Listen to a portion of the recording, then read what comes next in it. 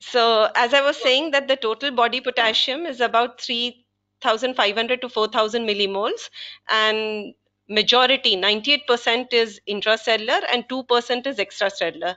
And this is important because this maintains the cell membrane voltage, and this actually is important for all excitable tissues like cardiac muscle, nerve cells. This intracellular and extracellular concentration has to be maintained in a very narrow, very tightly. Otherwise, it will lead to disturbances in all excitable tissues. And the serum potassium is maintained in a very tight and a narrow range of 3.5 to say 5.5 milliequivalents per liter. And the two important homeostatic mechanisms which maintain this in this normal range, one is by the excretion of potassium actively by the kidney and the gut, and the balance maintained between the intracellular fluid and the extracellular fluid. So normally what happens is, as you can see, that majority of the potassium is in the intracellular fluid. The normal intake of potassium varies between 5 to 200 milliequivalents per day. On an average, it is 100 milliequivalent per day. Over the period of evolution, actually, when we were in the paleontological age, at that time, our food was such that the sodium was less and the potassium content of our food was adequate enough. So whatever potassium was taken in had to be excreted. So predominantly our body had a mechanism of excretion of potassium and conserving of sodium. In evolution, things take a long time to change, but our food habits have drastically changed over a period, and now our foods contain a lot of salt and less potassium, especially our vegetarian food which we normally eat, or plant based foods. They have less of potassium as compared to the food which was eaten earlier by prehistoric animals. But our renal conservation of sodium still continues, and our kidneys actively secrete. Probably in millennials later, it will happen that the kidneys will start excreting sodium and conserve potassium, because the way things are, our diet will go down drastically in potassium. And totally the balance is maintained, and the intake of total of 100 milliequivalents per day has to be excreted, and predominantly the kidneys are the one which excrete, and a minor amount is excreted in the feces. So the kidneys excrete about 90 to 95% of our dietary potassium or dietary intake, which depends upon various factors which we'll see later. The important ones of them are the sodium delivery to the distal convoluted tubules and the collecting ducts, the rate of urinary flow, the dietary intake of potassium, as well as presence of aldosterone. These are the factors which control the renal excretion of potassium. But even before the kidneys come into play to excrete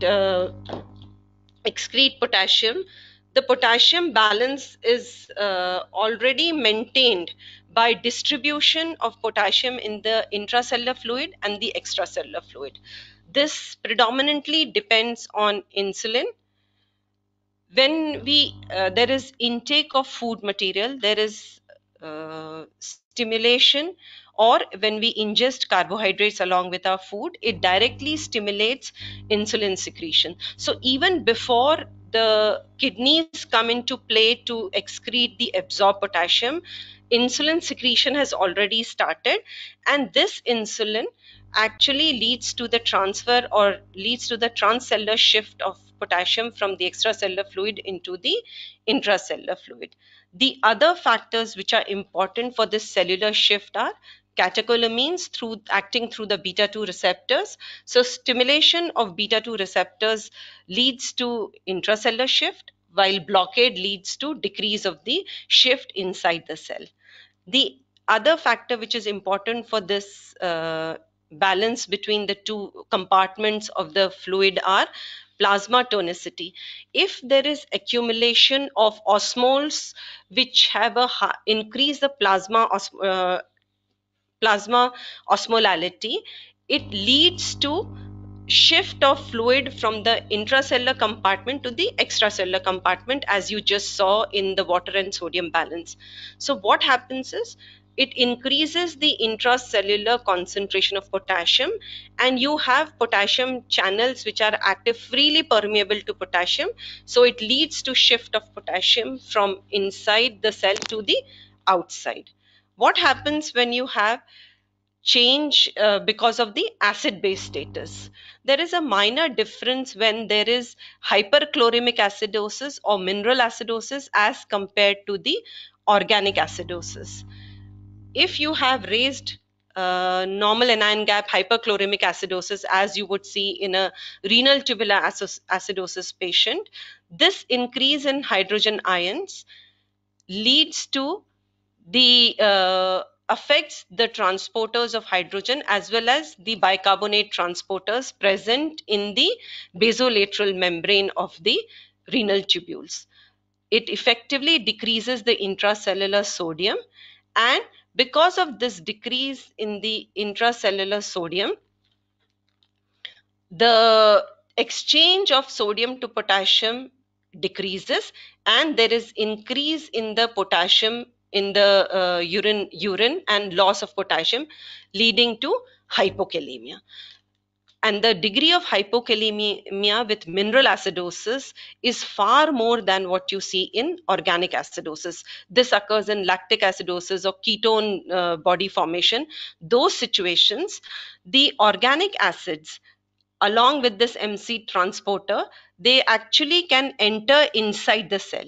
So there is, and with this, when the hydrogen ion and the organic acids are transported with the sodium hydrogen exporter, this sodium also enters the cell with increase in intracellular pH. So the intracellular sodium concentration is maintained. And once the intracellular sodium concentration is maintained, the sodium potassium transporter at the luminal surface is active, and the potassium in the urine is not excreted, so you don't have marked change in the potassium levels. This actually is important in patients of diabetic ketoacidosis, because what they have is organic acidosis, and the hypokalemia which is seen in patients of diabetic ketoacidosis is not related to the acidosis per se, but it is because of, as I explained to you, that this organic acid will not cause a change in the serum potassium, but the hypokalemia seen in these patients is because of insulin deficiency. So if there is insulin deficiency, there is, what happens in insulin deficiency? The extracellular potassium is high. So what you see when a patient comes to you in DKA, even if the potassium is normal, actually the patient has had severe total body depletion of potassium. Because of insulin deficiency, that intracellular potassium has shifted to the extracellular compartment. So a normal potassium does not mean that the patient's total body potassium is normal.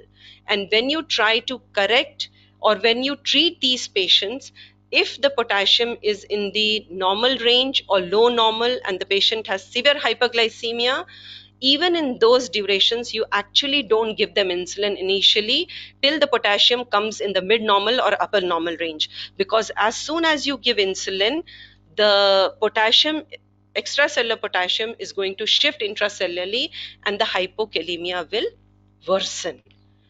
And the second cause for these patients to have normal potassium in spite of hypokalemia is because of the accumulation of organic solutes, high glucose, leading to osmotic diuresis, leading to dehydration. They can have normal potassium, but actually, in true sense, their total body potassium is depleted. So this has to be remembered when you are treating a patient with DKA. That is why I explained this thing in depth. Now, what are the various factors which cause cellular shift of potassium? Hy- Hypokalemia is caused because of alkalosis. As I told you, acidosis will cause shift of the potassium from the intracellular compartment to the extracellular compartment.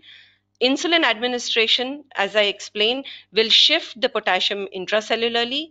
Beta 2 adrenergic stimulation will again cause a shift because of activation of the sodium potassium ATPase. Hypokalemic periodic paralysis is a condition which is seen because of it can be familial or it can be associated with thyrotoxicosis.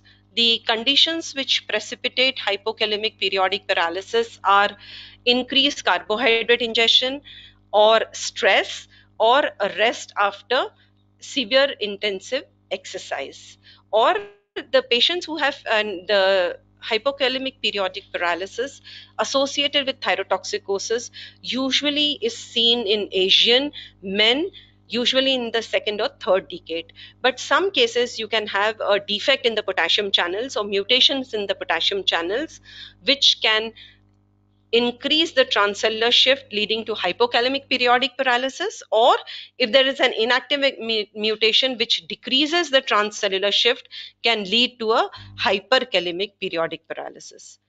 So the reverse of conditions which affect the transcellular shift or increase the extracellular potassium are metabolic acidosis, the mineral acidosis causing more hyperkalemia as compared to the organic acidosis, alpha adrenergic stimulation or beta block use of beta blockers, hypertonicity, and tissue injury. This is important to know because when you are collecting samples, you would like to know whether the patient has pseudo hyperkalemia or a true hyperkalemia, because various tissue injury, especially having hemolysis or rhabdomyolysis or tumor lysis syndrome, all these conditions can cause hyperkalemia. So how do the kidneys handle the potassium excretion? This is just a cartoon depicting the various sites in the nephron where potassium is handled. In a normal, say, adult 70 kilos, with the GFR of 180 liters per day, the amount of potassium in the filtered every day is to the tune of 750 milliequivalents per day. The majority of the potassium is reabsorbed in the proximal convoluted tubule.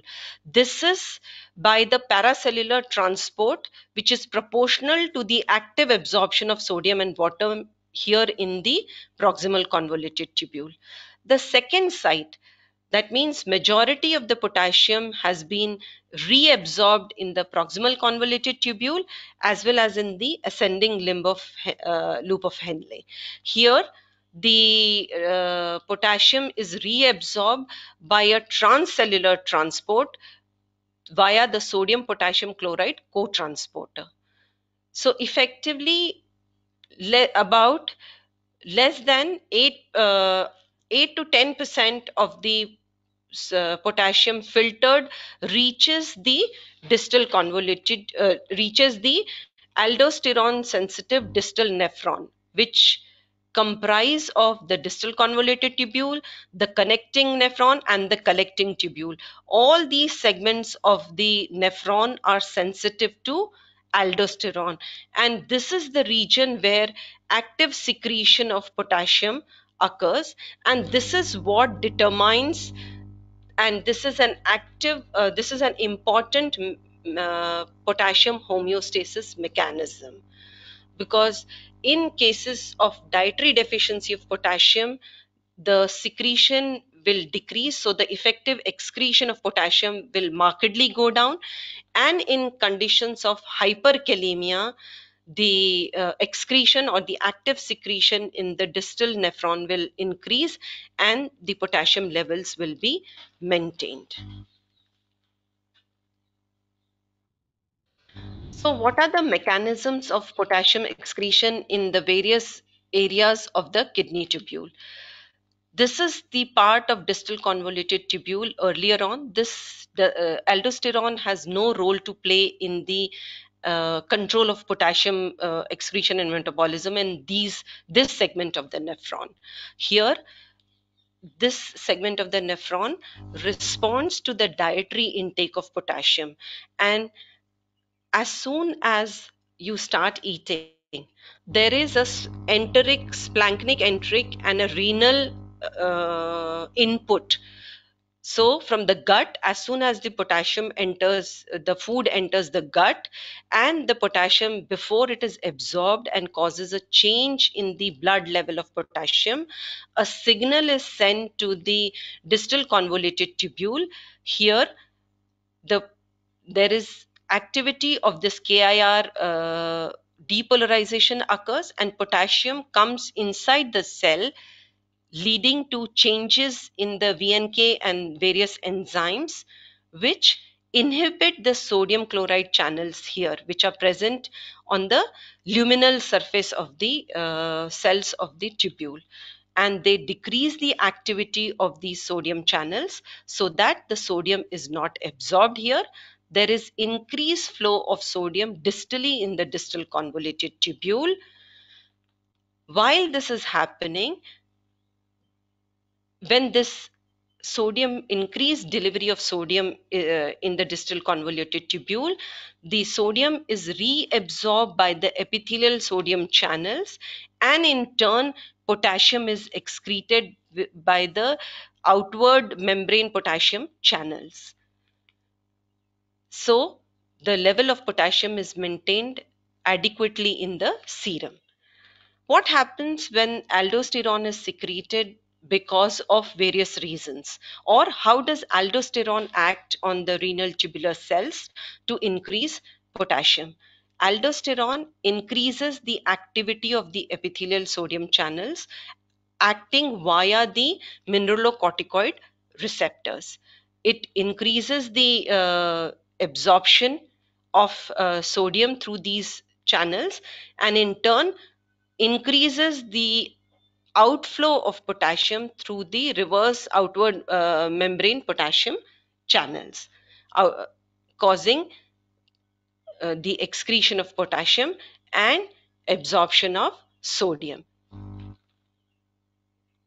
What happens when the patient has hypovolemia? As I said earlier, that the kidneys excrete sodium, or the factors which affect the potassium excretion through kidney is aldosterone. We talked about high distal sodium delivery or high urinary flow, high potassium intake. Now, what happens if there is hypovolemia?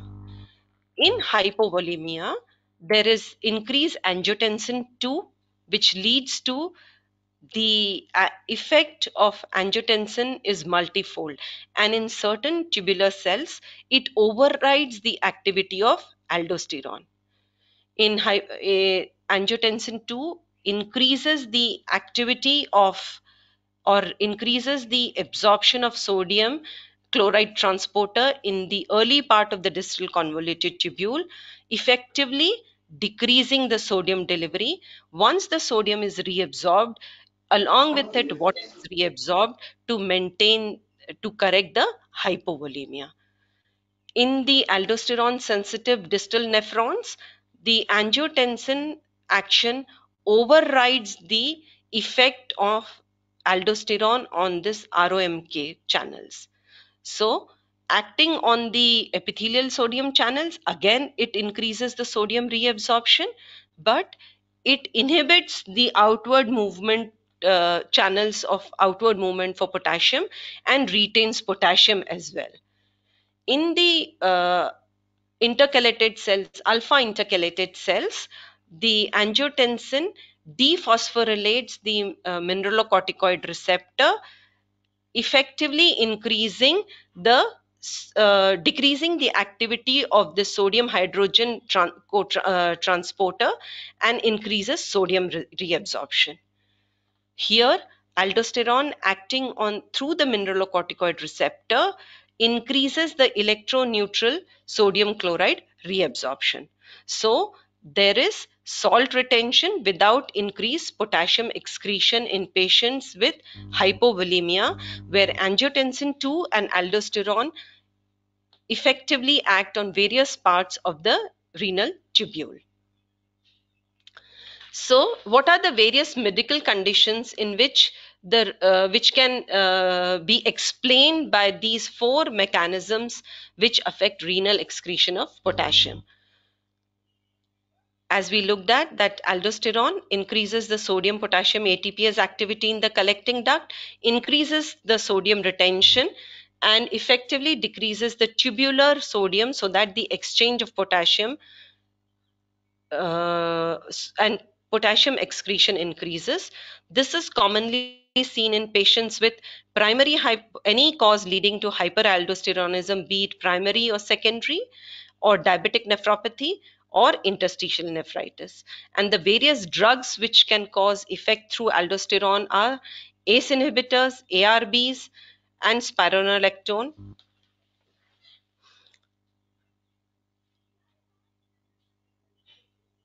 The distal sodium delivery creates an electrochemical gradient. If the distal sodium delivery is high, then exchange of renal excretion of potassium is high.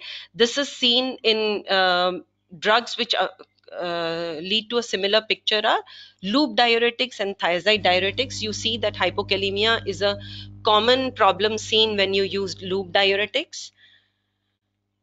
Urine flow, again with the use of diuretics or uncontrolled diabetes, there is an increased concentration gradient, increased distal sodium delivery leading to increased potassium excretion. And hyperkalemia, again tubular potassium high leading to increased excretion of potassium. What are the various drugs which can act on these various renin, angiotensin, aldosterone system affecting the potassium metabolism? As Kirti also told us, that whenever there is hypovolemia, there is increased release of renin, leading to formation of angiotensin 2, which leads to increased aldosterone production, leading to sodium and water retention and hyper increased potassium excretion, leading to hypokalemia. So at various sites where the drugs act at various sites to lead to changes in the potassium homeostasis. So impaired renin, and the same drug can act at multiple sites. Although what I have depicted in this diagram is the important sites of action of various drugs, and especially the ARBs and ACE inhibitors, beta blockers, and diuretics are one of the most commonly used drugs in medicine these days. So we should be careful when we are prescribing these drugs, because use of ACE inhibitors and ARBs is the first line treatment along with thiazides for hypertension. So we should be very careful before we start and when we start, especially if the patient has other comorbidities associated with hypertension. Various drugs which impair the release of renin are beta blockers and cyclosporin and NSAIDs. The angiotensin converting enzyme inhibitors decrease the conversion of angiotensin 1 to angiotensin 2. Then ARBs, or the angiotensin 2 receptor blockers, which block the action of angiotensin 2. There are various drugs which may affect the synthesis of aldosterone production or synthesis of aldosterone in the adrenal gland. Important of them is ketoconazole and mitotane, which are used for various adrenal disorders. Then aldosterone acts through the mineralocorticoid receptors, and there are the mineralocorticoid receptor blocker, the commonest of which is spironolactone, and drospirenone is a progestational agent which is commonly used in various oral contraceptive pills. So if a lady is on drospirenone, she could have hyperkalemia because the aldosterone receptor is blocked because of its mineralocorticoid receptor blocker activity.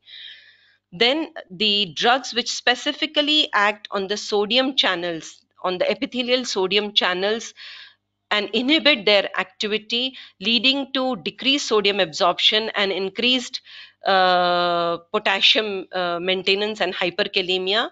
Important of them is amiloride and triamterene. Although they are drug of choice to be used in Bartter syndrome and other tubulopathies, congenital tubulopathies.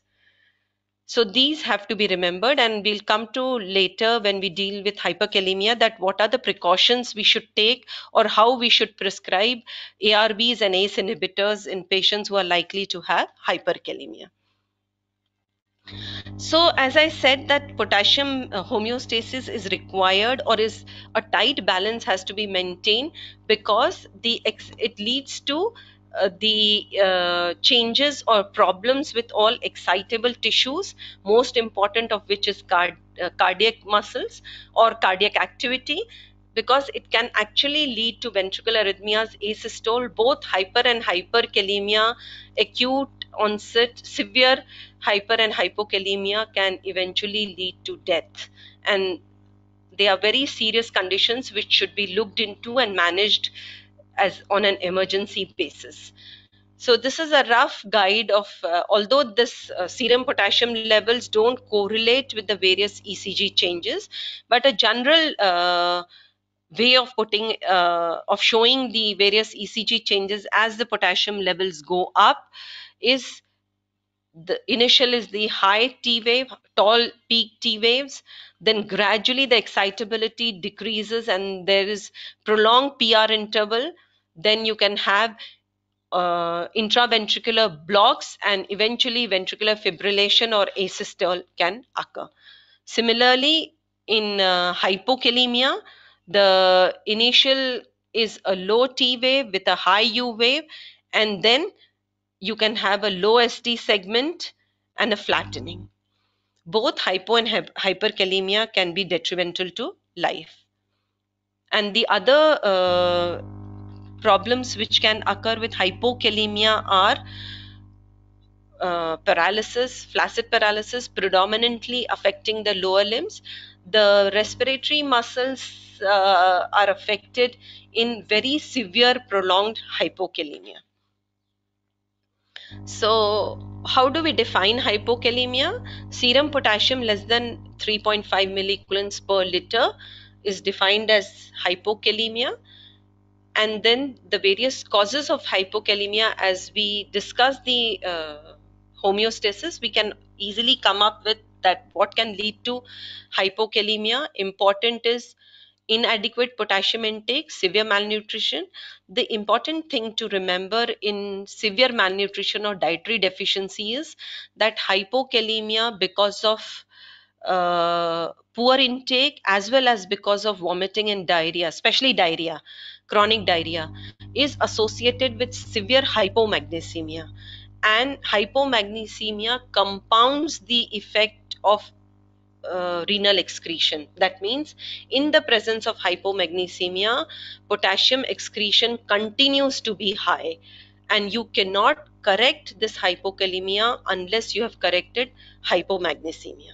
So, when you have severe dietary deficiency or diarrhea, the important investigation along with potassium to do is magnesium, because if the patient has severe magnesium deficiency, it has to be corrected before or along with potassium correction. Otherwise, your potassium correction will not be adequate. You will continue to have renal losses of potassium, and whatever you give may not maintain the serum so potassium in the normal level.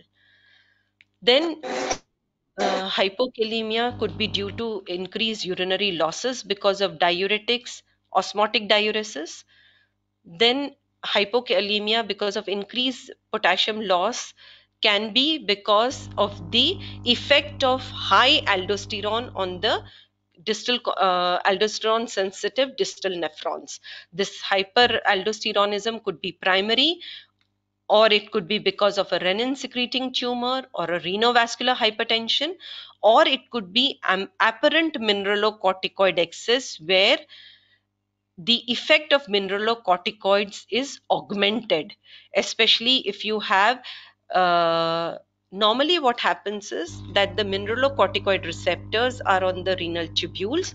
There is an enzyme called as 11 beta hydroxydehydrogenase, which in normal human beings the glucocorticoid level far outweighs the or outnumbers the amount of aldosterone which is present in the blood.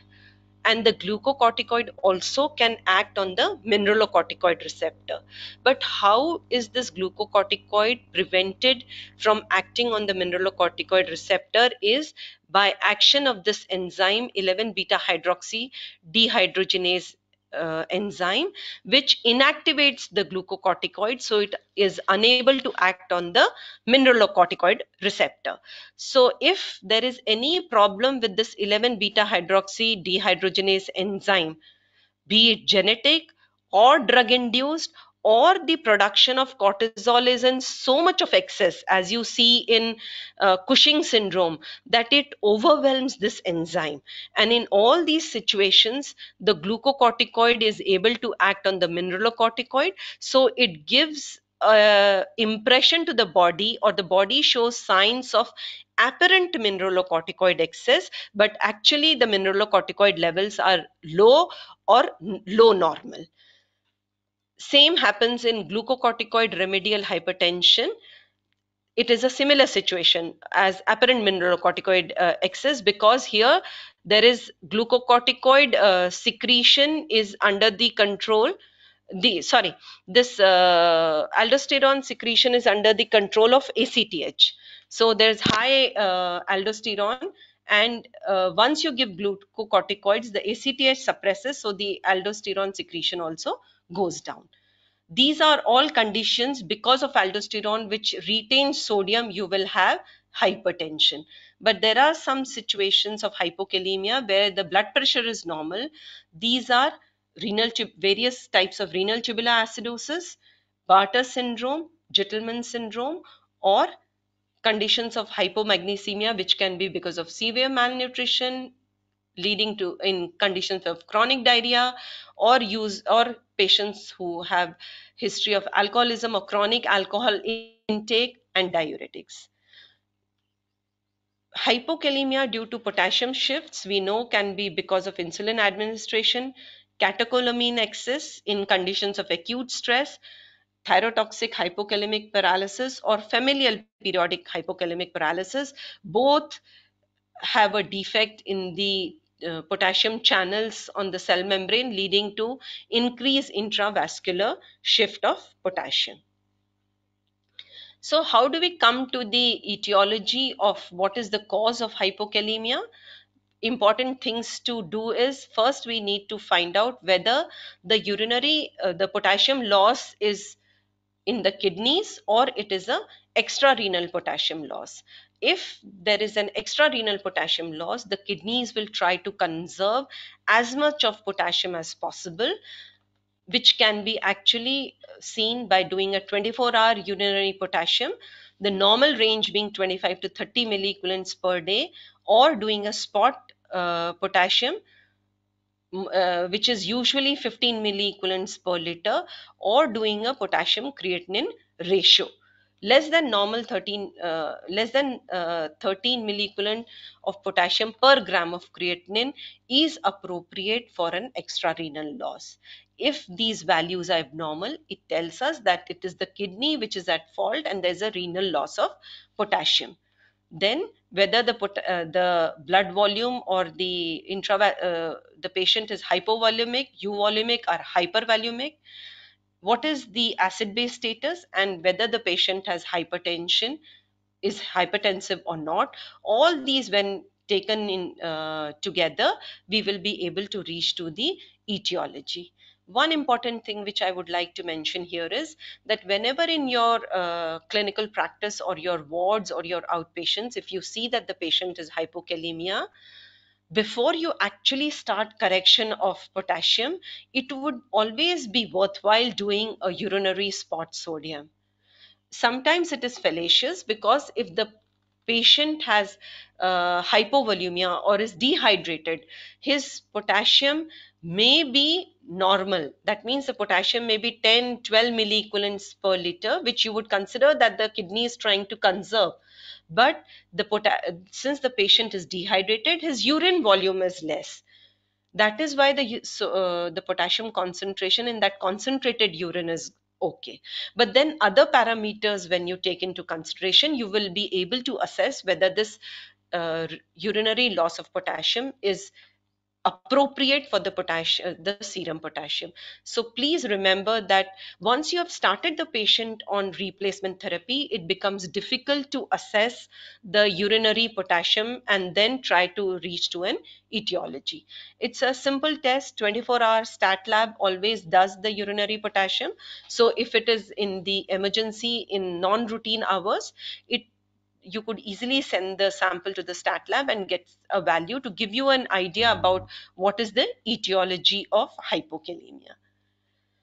So if the kidneys are conserving potassium appropriately, then it could be because of gastrointestinal loss, which would be obvious by the history, or it is because of the transcellular shift because of various causes. If the kidneys are not the renal loss is high, that means there is problem with the renal tubules and the caliuresis is occurring, then we need to assess the blood pressure and the blood volume. If the blood pressure is high, then we go on to see what is the status of renin angiotensin system. If there is high renin, high aldosterone, that means the high aldosterone is because of high renin. This is seen in renin secreting tumors or renal artery stenosis.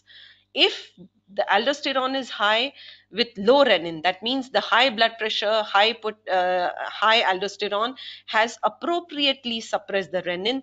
This is because of primary hyperaldosteronism, which could be because of aldosterone secreting adenoma or adrenal hyperplasia leading to hyperaldosteronism, or a rare cause of hypertension, which is glucocorticoid suppressible hyperaldo.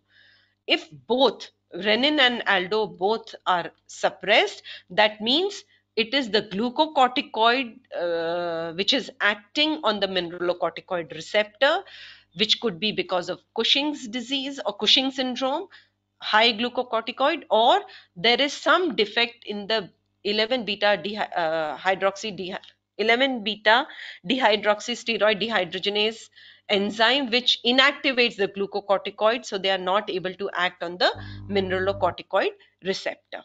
Or there are some other mineralocorticoids like deoxycorticosterone or other steroids in the aldosterone pathway, which are acting as mineralocorticoids, and that is why the aldosterone and renin are suppressed. If the blood pressure is low or normal, then we have to look at the acid base status. If the patient has acidosis or the plasma bicarb is low, that means the patient has one or the other component type of renal tubular acidosis. If the plasma bicarb is high or patient has alkalosis, then you try to look at the urinary chloride excretion, which will be high in patients with Bartter or Gitelman syndrome and use of loop and thiazide diuretics. If the blood pressure is low normal and there is alkalosis, probably, and with low urine chloride, it is because of non-reabsorbable anion because of various drugs which have been used. Again, if BP is high, very easy. If a patient of hypokalemia and hypertension, we try to see, we reach to a conclusion or the etiology by looking at the renin and aldosterone levels. And if the blood pressure is normal, then the commonest cause would be diuretic use, loop or thiazide diuretic, or Bartter and Gitelman syndrome, various tubulopathies. What are the treatment modalities for hypokalemia? If the patient has moderate hypokalemia, then oral route is preferable. The commonly available preparation is pot chlor, where the syrup has 20 milliequivalents per 15 ml. Usually it causes a lot of gastric irritation and gastritis, so small frequently given would be better, mixed with fluids and juices would be preferable. If there is severe hypokalemia or the patient is sick, unable to tolerate orally, then intravenous potassium supplementation can be, or replacement can be given. Usually 20 milliequivalents per hour is the usually prescribed rate, not more than this you should go. And the concentration which you can use for correction is 40 milliequivalents per liter. That means 20 milliequivalents to each pint of fluid which you are giving. Coming to hyperkalemia, it is important that you rule out causes of pseudo hyperkalemia, as we looked at that if you have, whenever you are collecting a sample, be sure that not a tight tourniquet was applied, or uh, the small bore needle was not used, because cell lysis during blood collection would lead to the leakage from the dead cells into the serum, causing falsely elevated potassium. Cellular redistribution, because of various factors which affect the shift of potassium from intracellular to extracellular compartment. Excess intake, usually the kidneys are able to actually excrete potassium. It is generally said that unless the GFR goes down to 15 ml per hour, till then the remaining kidneys or are able to excrete the potassium which is taken in the diet, or there are other precipitating things like use of various drugs or other conditions, then the excess intake will lead to hyperkalemia. Decreased renal excretion would be seen in oliguric renal failure, because there is decreased distal delivery of sodium, so the exchange of sodium and potassium in the renal tubules will not occur, and the potassium active potassium secretion will not occur, leading to hyperkalemia. Any mineralocorticoid deficiency, the we know that low aldosterone levels will cause hyponatremia and hyperkalemia, and defect in the cortical collecting tubule, because most of the potassium is secreted in the collecting tubules. So various risk factors, again, we can understand because of the causes which we looked at of hyperkalemia. These are so in patients of CKD, the main reason to decrease dietary intake of potassium is that inadvertently, when the GFR is decreasing, then the renal excretion is impaired. Diabetes mellitus, because it can lead to diabetic nephropathy, tubular damage, or it can lead to type 4 renal tubular acidosis, hypoaldosterone, mineralocorticoid deficiency because of tubular damage. Various medications, we looked at we saw those in the cartoon where I showed you that the drugs affecting the RAS system, and some of the potassium supplements, some salt substitutes or herbal remedies, and potassium enriched foods in the setting of diminished kidney excretion. So, usually the causes of hyperkalemia are, or to reach to the etiological diagnosis of hyperkalemia is very obvious. Detailed history, examination, and looking at the renal function will be able to and tell you the cause, and the cause has to be addressed.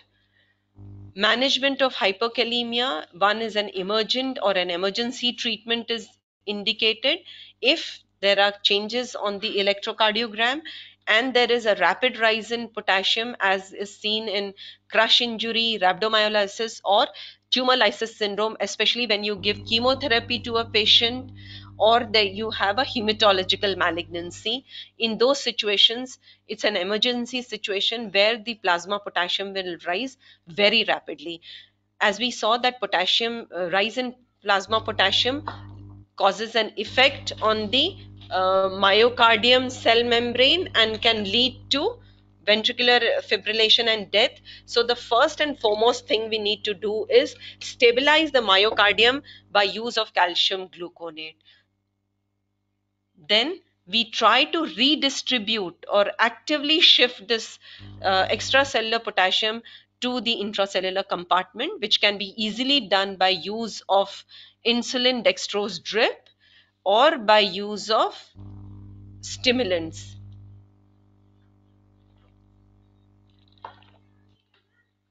Then comes the management of removing this excess potassium from the body by, if the patient is oliguric, you cause use hemodialysis. If the patient is non-oliguric or hypervolumic, you can easily use loop diuretics, which can lead to increased potassium excretion, and use of sodium bicarbonate is indicated only if the patient has metabolic acidosis. Once these all these emergency treatments have been installed, then you consider, in addition, consider potassium binding drugs, which will in the long run decrease the effect of dietary potassium and increase the loss of potassium through the gut. In the non-emergent management, that means a patient has stable chronic renal patient has chronic renal failure or other tubular interstitial disease, or the patient has diabetic nephropathy. Here the first and foremost is to advise dietary counseling, where you need to avoid potassium containing foods, especially citrus fruits, leafy vegetables, banana. These are some of the food products which are very high in potassium. But most of the plant based food substances actually have carbohydrate. So, as I said, that as soon as you ingest, there is release of insulin. So, the rise in potassium with these substances is not as much as you would see in patients who consume meat based products, because in meat based products the potassium content is high but the carbohydrate content is low, so there's not that much increase in insulin secretion. Discontinue all those drugs which may be interfering with potassium secretion. Use of loop diuretics to ensure effective diuresis, especially if the estimated GFR is 30 ml per minute or below. Oral soda bicarb or sodium bicarbonate to treat metabolic acidosis, or consider potassium binding drugs. These are various drugs, potassium binding drugs which are used. K-bind and all are one of them, which actually bind potassium. These are exchange resins which bind potassium and lead to increase in the GI losses of potassium. But the common side effects seen with all these are, since the binding resins have high sorbitol content, it will lead to large volume overload, or it causes diarrhea. Sometimes colonic necrosis also may be seen, but GI upsets are a very common side effect of all these potassium binding drugs. What can you do for reducing the risk of hyperkalemia? As I said, that use of all these ACE inhibitors and ARBs is paramount in managing patients with hypertension, and hypertension is such a commonly seen comorbidity these days. So how would you try to reduce the risk of hyperkalemia when you're using one of these drugs? First and foremost is to assess renal function and to overall estimate the risk of hyperkalemia. Discontinue other medications which may not be required in these patients. Try to limit the dietary intake of potassium. And many a times what we use is low sodium salt actually has a high potassium content. So when we have hypertension, people are advised a low salt diet. So low salt diet means all kinds of salts are to be reduced. The lona or the low sodium salts available have a high potassium content, so that has to be looked into, and you really have to be careful to avoid these substances. Ensure effective diuretic therapy, correct metabolic acidosis, start with low doses of renin-angiotensin or aldosterone system blockers, and monitor potassium. Usually what is recommended is to, once you've started, start them on a low dose, check the potassium initially 2 weekly to begin with. If you have a clear cut setting that this is a patient who's likely to worsen his potassium, you, if the potassium is in the normal range or has not doubled or has not increased by 50%, you can, if required, you can step up the dose of the drug, RAS drug blocker. Or if you have reached the optimum dose and you don't need to increase, but monitor the potassium carefully, especially if you have any condition leading to worsening of renal function. If the potassium has doubled, or in a short period of time 50% rise in potassium, then either stop the drug or decrease the drug to the previous level. If at the start of therapy the potassium has worsened, then the drug is an absolute no no. But we should carefully monitor potassiums when we have put patients on one of these drugs, especially they have an underlying cause which can worsen the condition. So to conclude, hypokalemia and hyperkalemia are important to understand, and potassium homeostasis is maintained in a very normal range because of the action of kidneys, which can effectively excrete whatever excess potassium is taken in. Renal conditions are a major factor leading to hyperkalemia, and hyperkalemia requires an emergent management because it can be life threatening. Thank you.